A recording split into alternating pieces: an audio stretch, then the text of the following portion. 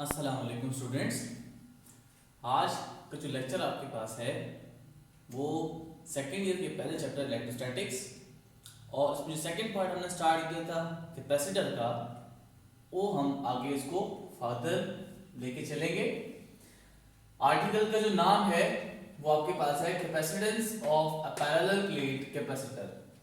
यानी इस आर्टिकल में आपने करना क्या है कि किसी भी दो पैरेलल प्लेट्स कैपेसिटर के लिए कैपेसिटेंस की मैथमेटिकल फॉर्मूलेशन करनी है। मैथमेटिकल फॉर्मूले को क्या करना है, डिराइव करना है। तो हम पहले क्या करेंगे कि पहले केस एक कंसिडर कर लेंगे जिसमें आप कैपेसिटेंस फाइंड करेंगे किसी भी दो पैरेलल प्लेट्स के लिए, और उन प्लेट्स के दरमियान आपका जो मीडियम होगा वो वैक्यूम है या फिर हम कहते हैं कि वहां पे क्या है, एयर है। फिर हम बाद में इसी की फॉर्मूलेशन करेंगे, लेकिन मीडियम को चेंज करके हम देखेंगे कि कैपेसिटेंस के ऊपर कोई फर्क पड़ता है या नहीं पड़ता। तो स्टूडेंट्स आइए उधर देखते हैं हमने क्या किया हुआ है कि कोई सी भी दो पैरेलल प्लेट्स को कंसिडर किया हुआ है। एक प्लेट का जो टर्मिनल से कनेक्ट है बैटरी के वो पॉजिटिव टर्मिनल से कनेक्ट है, और एक प्लेट का जो एंड है वो नेगेटिव टर्मिनल बैटरी के साथ कनेक्ट है। और इन दोनों प्लेट्स के दरमियान जो आपने मीडियम रखा हुआ है वो एयर है, या फिर हम कहते हैं कि यहां पे बीच में वैक्यूम है। अब हम पहले क्या करते हैं कि पहले केस में हम कहते हैं कि कैपेसिटेंस हम फाइंड आउट करने जा रहे हैं किसमें, वैक्यूम में। तो स्टूडेंट्स आपने इससे पिछले वीडियो लेक्चर्स में जो पिछला आर्टिकल था कैपेसिटर का और कैपेसिटेंस का, उसमें हमने फार्मूला पढ़ा था कि capacitance is equals to Q divided by V, जो कि आपका ये फार्मूला है। क्योंकि हम पहले वैक्यूम के लिए फाइंड आउट करना चाह रहे हैं, तो ये बनेगा capacitance in vacuum is equals to Q divided by V। Students इसको मैं नाम दे देता हूं कि आपके पास इक्वेशन क्या आ गई, ए। यही इक्वेशन मेरी मेन इक्वेशन है जो मैं इसको फर्दर आगे क्या करूंगा, यूज करूंगा। तो बेटा आपने साथ ही अगर आप कैपेसिटर के आर्टिकल से एक प्रीवियस आर्टिकल जाए तो हमने एक आर्टिकल पढ़ा था जिसका नाम था इलेक्ट्रिक पोटेंशियल, और electric potential in terms of potential gradient, यानी electric field intensity as a potential gradient. उसका फार्मूला अगर हम मैग्नीट्यूड वाइज बात करें तो वो क्या बनता है, E is equals to V divided by D। अब देखिए इस फार्मूले में आपके पास क्या है, पोटेंशियल V है, हमें ये पोटेंशियल V को क्या करना है, रिप्लेस करना है। तो बेटा आप इस फार्मूले को थोड़ा सा मॉडिफाइड करें, अरेंज करें, तो बेटा ये जो आपका डिनोमिनेटर में D है वो वहां पे लेफ्ट साइड पे के जाके E से क्या हो जाएगा, मल्टीप्लाई हो जाएगा। तो आपके पास पोटेंशियल की वैल्यू क्या आ गई, V is equals to ED, और उसको मैं नाम दे देता हूं, ये आपके पास क्या आ गई, इक्वेशन 1 है। अब देखिए बेटा कि हम क्या करते हैं कि क्योंकि पैरेलल प्लेट्स के लिए हम फाइंड आउट करने जा रहे हैं, तो बेटा आपने एप्लीकेशन ऑफ गाउसियन लॉ उस पे आपने पढ़ा था capacitors for a parallel plate capacitor. तो बेटा उसके लिए फार्मूला क्या था, electric field intensity is equals to sigma divided by epsilon naught, where sigma is the charge density and epsilon naught is the permittivity of free space। तो बेटा आप क्या करें, इक्वेशन ए में जो E है आप उसकी जगह sigma divided by epsilon naught put करेंगे, तो ये बनेगा V is equals to sigma B divided by epsilon naught. अब हमें यही V चाहिए था, हमने V को यहां पे क्या कर लिया, तो नाम दे दिया इक्वेशन 3 का। अब हम क्या करेंगे कि ये जो आपकी इक्वेशन 3 है, इस इक्वेशन 3 को हम इक्वेशन ए में क्या करेंगे, पुट करेंगे। तो बेटा देखिए आपका क्या बनेगा, C vacuum is equals to Q numerator में है वो चेंज नहीं होगा, एज इट इज आ गया। अब यहां पे क्या है, डिनोमिनेटर में इसकी जगह क्या था, V, उसकी जगह हम लिख लेंगे sigma D divided by epsilon not. हम इसको थोड़ा सा और सॉल्व कर लेते हैं। ये सिग्मा D आपके पास चूंकि यहां पे एज इट इज रहेगा, डिनोमिनेटर में एप्सिलॉन नॉट है, ये यहां से कहां पे शिफ्ट हो जाएगा, इस नॉमिनेटर में शिफ्ट हो जाएगा। तो आपका जो नेक्स्ट फॉर्मुलेशन बनेगी वो होगी C vacuum is equals to Q epsilon naught divided by sigma D। इसको मैं नाम देता हूं, आपके पास इक्वेशन क्या आ गई, B इक्वेशन है। अब देखिए बेटा कि यहां पे आपका क्या है, ये चार्ज Q है और चार्ज Q को हम लिख सकते हैं इन टर्म्स ऑफ चार्ज डेंसिटी। और चार्ज डेंसिटी के साथ अगर आप रिलेशन देखें तो वो रिलेशन कुछ इस तरह था कि sigma is equals to capital Q divided by area. और अगर मैं यहां से Q की वैल्यू निकालना चाहूं तो ये बनेगा capital Q is equals to sigma into A। अब यहां पे Q है, आप इसको रिप्लेस करें जरा इक्वेशन B में, तो अगर आप देखेंगे तो बेटा Q की जगह क्या आ गया, sigma A epsilon nought as it is आ गया और डिनोमिनेटर में सिग्मा एज इट इज और small d as it is आ गया। तो बेटा आपको ये सिग्मा नॉमिनेटर में डिनोमिनेटर से क्या हो जाएगा, कैंसिल आउट हो जाएगा। जो लास्ट फार्मूला बनेगा आपके पास वो क्या बनेगा, capacitance in vacuum is equals to A epsilon naught divided by D। इस इक्वेशन को मैं एक नाम दे देता हूं जो कि हमारी इक्वेशन आ गई, इसको मैं नाम दे देता हूं, ये इक्वेशन स्टार है। बेटा अगर आप इस फॉर्मूले में देखें तो कैपेसिटेंस किन फैक्टर्स के ऊपर डिपेंड कर रहा है। अगर आप यहां पे देखें नॉमिनेटर में तो एरिया है, ठीक है, और डिनोमिनेटर में आपके पास क्या है, यहां पे सेपरेशन है। तो बेटा आप अगर इन दोनों को लिखेंगे तो इसका मतलब ये है कि एक तो कैपेसिटेंस किसके ऊपर डिपेंड कर रही है, ज्योमेट्री के ऊपर डिपेंड कर रही है, और ज्योमेट्री भी फर्दर किन फैक्टर्स के ऊपर डिपेंड कर रही है। एक आपके पास क्या है, एरिया ऑफ द प्लेट्स, जो कि आपने यहां पे चूज किया हुआ है। एरिया को बढ़ाएंगे तो आपकी कैपेसिटेंस क्या हो जाएगी, इंक्रीज हो जाएगी। एरिया को आप डिक्रीज करेंगे तो कैपेसिटेंस क्या हो जाएगी, वो डिक्रीज हो जाएगी। फिर आपके पास क्या है, सेपरेशन है, तो सेपरेशन के साथ कैपेसिटेंस की जो रिलेशन बन रही है वो आपके पास क्या है, इनवर्स। अगर आप सेपरेशन को इंक्रीज करें तो आपकी कैपेसिटेंस क्या हो जाएगी, वो डिक्रीज हो जाएगी। इसी तरह अगर आप सेपरेशन को डिक्रीज कर रहे हैं तो आपकी कैपेसिटेंस की वैल्यू क्या हो जाएगी, इंक्रीज कर जाएगी। और सेकंड जो आपके पास फैक्टर है वो किसके ऊपर डिपेंड कर रहा है, मीडियम के ऊपर। तो मीडियम को अगर आप चेंज करेंगे तो कैपेसिटेंस की वैल्यू भी उसके करस्पॉन्डिंग क्या होती जाएगी, चेंज होती जाएगी। अब जो ये फार्मूला लिखा हुआ है हमने, ये फार्मूला किसके लिए था, capacitance of a parallel plate capacitor in vacuum. अब हम क्या करते हैं, इस मीडियम को रिप्लेस कर देते हैं किसी भी एक मीडियम से। तो आइए हम देखते हैं कि डाइलेक्ट्रिक मीडियम अगर हम प्लेस करें एप्सिलॉन आर का बिटवीन द पैरेलल प्लेट्स, तो उसके लिए कैपेसिटेंस का फार्मूला क्या बनेगा। तो देखिए बेटा आपके पास ये दो parallel plates which are connected to the battery, positive terminal is connected to one of the plates and negative terminal is connected to the other plates. तो इसका देखिए बेटा कि बीच में आपने कोई से भी एक मीडियम रख दिया।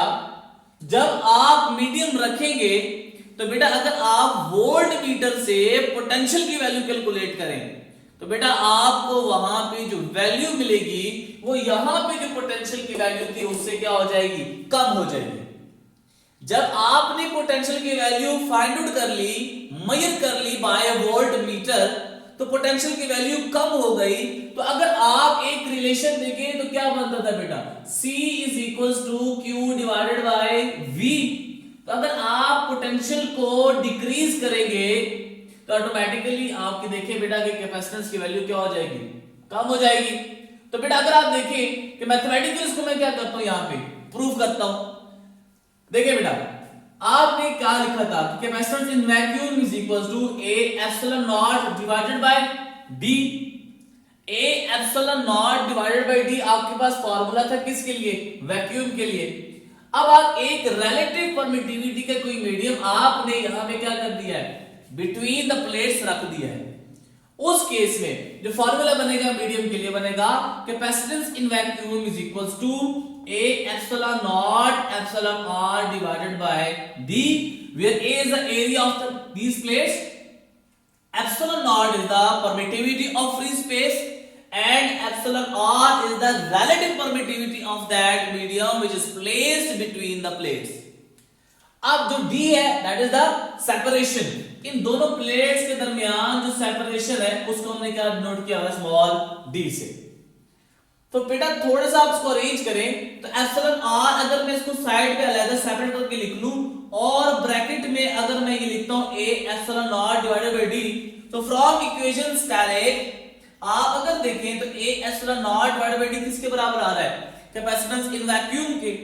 आइए तो हम इसको रिप्लेस करेंगे, तो बेटा ये फैक्टर क्या बन गया आपका सी वैक्यूम। तो बेटा नेक्स्ट फार्मूला क्या बनेगा, capacitance in medium is equal to epsilon R into capacitance in vacuum.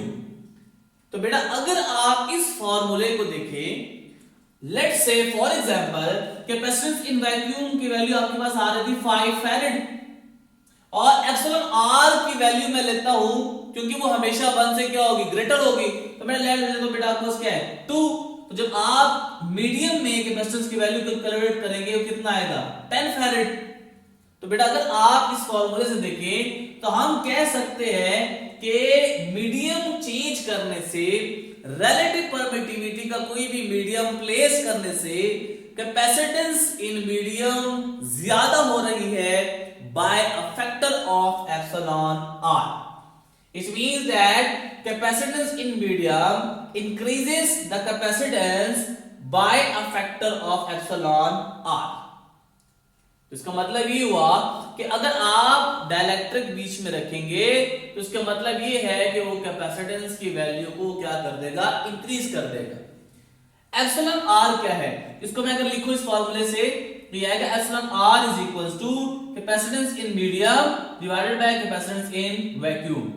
It means that the definition of the relative permittivity is it is the ratio between the capacitance of a parallel plate capacitor in medium to the capacitance of a parallel plate capacitor in vacuum। तो ये इन दोनों physical quantities के देखें इतना दरमियान आपके पास क्या है रिलेशन है।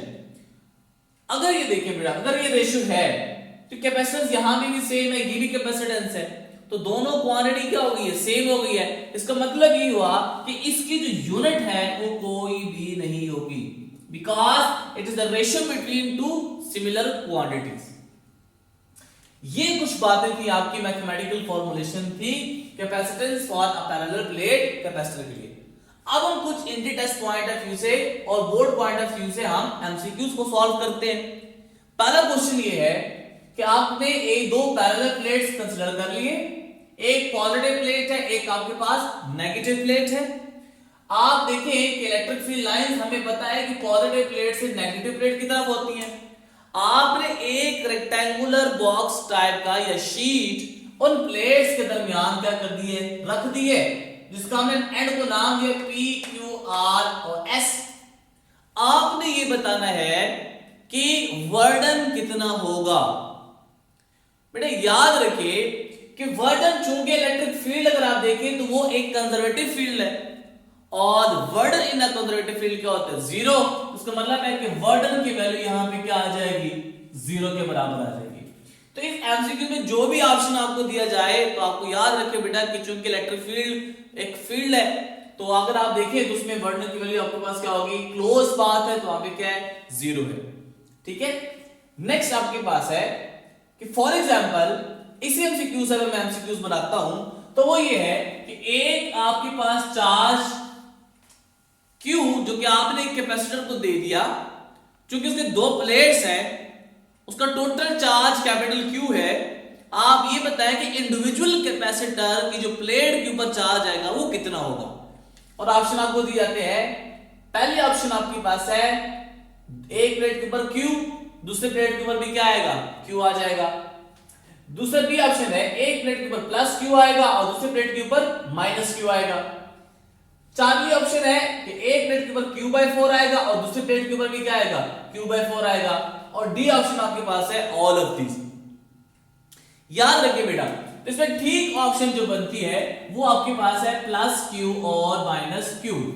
लेकिन टोटल चार्ज आपने दिया हुआ है कैपिटल Q, तो जो आपका एक प्लेट है उस प्लेट के ऊपर तो आपका क्या चार्ज आएगा प्लस Q। और due to electrostatic induction phenomena के आपकी जो अनदर प्लेट है उसके ऊपर जो चार्ज इंड्यूस होगा वो किसके बराबर होगा, माइनस क्यू के बराबर होगा। तो जो करेक्ट ऑप्शन बनती है वो क्या बनती है, प्लस क्यू और minus Q, that is beta option. एक और एमसीक्यू सॉल्व करते हैं। आपसे पूछता ये है कि क्यूबिक ग्राफ का जो स्लोप है वो आपको क्या देता है। पहली ऑप्शन है कैपेसिटेंस, बी ऑप्शन है एनर्जी, सी ऑप्शन है पोटेंशियल और डी आपका गिवन है ऑल ऑफ दीज। तो बेटा ये एमसीक्यू दो तरह का आ सकता है। एक ये पूछा जाता है कि क्यूबिक का स्लोप आपको क्या देगा, एक आपको दिया जाएगा कि एरिया अंडर क्यूबिक ग्राफ आपको क्या देगा। तो अगर स्लोप की बात की जाए, लेट्स से आपके पास कोई भी एक ग्राफ है, यहां पे y एक्सिस पे q और x एक्सिस पे आपके पास क्या है, v है। तो अगर आप इसका स्लोप फाइंड करें तो क्या होता है, y डिवाइडेड बाय x। तो इस पर आप देखिए तो उसका स्लोप आपको क्या देगा, कैपेसिटेंस देगा। यानी slope of qv graph gives us capacitance, but under the area जितना भी आपके पास आ रहा है, ग्राफ के जितने भी अंडर एरिया आ रहा है वो क्या देगा, आपको एनर्जी देगा। ये बात बड़ी इंपॉर्टेंट है बेटा, एरिया की बात होगी तो वो क्या देगा, एनर्जी, और अगर आप स्लोप की बात करेंगे तो वो क्या देगा, आपको कैपेसिटेंस देगा। एक और एमसीक्यू सॉल्व करते हैं कि पूछता ये है कि करेक्ट रिलेशन बिटवीन ग्राफ और capacitance Q and V is. आपको तीन ग्राफ दिए जाते हैं और फोर्थ ऑप्शन आपको दी जाती है कि नन ऑफ दीज। तो बेटा आपने यहां पे मैंने समझाया, इसमें जो ठीक ऑप्शन होगी वो आपके पास क्या बनती है, ये जो आपके पास अल्फा ऑप्शन है that is a correct option. अगर एमसीक्यूज ये पूछा जाए कि बेटा आपको मुख्तलिफ ग्राफ दे दिए जाए, हॉरिजॉन्टल लाइन, वर्टिकल लाइन, ये आपके पास एक और लाइन, ठीक है, अगर आपके पास ये लाइन है फॉर एग्जांपल, और एक बेटा ये लाइन है, और आपको कहा जाए कि 1 2 एंड 3 और 4, तो बताएं किसका जो कैपेसिटेंस की वैल्यू होगी वो ज्यादा होगी। तो बेटा आपने स्लोप की बात याद रखनी है, y एक्सिस पे q है और आपके पास x एक्सिस पे क्या है, पोटेंशियल है। तो हॉरिजॉन्टल लाइन का स्लोप क्या होता है, 0। और अगर आप देखिए बेटा कि टू ग्राफ का स्लोप है वो क्या कर रहा है, इंक्रीज कर रहा है। और अगर आप थर्ड ग्राफ को देखें तो आपके पास क्या होता है, उसके जो आपके पास एक स्लोप आएगा वो किसके बराबर आ रहा है, डिक्रीजिंग की तरफ जा रहा है, और दूसरा क्या है, कांस्टेंट है। तो सबसे ज्यादा स्लोप किसकी आ रही है, सेकंड लाइन की आ रही है, सेकंड ग्राफ की आ रही है। तो सेकंड ग्राफ का आपके पास कैपेसिटेंस की वैल्यू भी क्या हो जाएगी, सबसे ज्यादा होगी। तो ये कुछ बातें थी आपके पास पैरेलल प्लेट कैपेसिटर की कैपेसिटेंस के बारे में। इंतहाई इंपॉर्टेंट आपके पास आर्टिकल है और इंतहाई इंपॉर्टेंट आपको ये बेटा मैंने एमसीक्यू सॉल्व कराए। उम्मीद है आपको ये लेक्चर समझ आया होगा। नेक्स्ट लेक्चर में हम बात करेंगे कि energy stored in a capacitor की। तो नेक्स्ट लेक्चर की तब तक के लिए फिर अल्लाह हाफिज।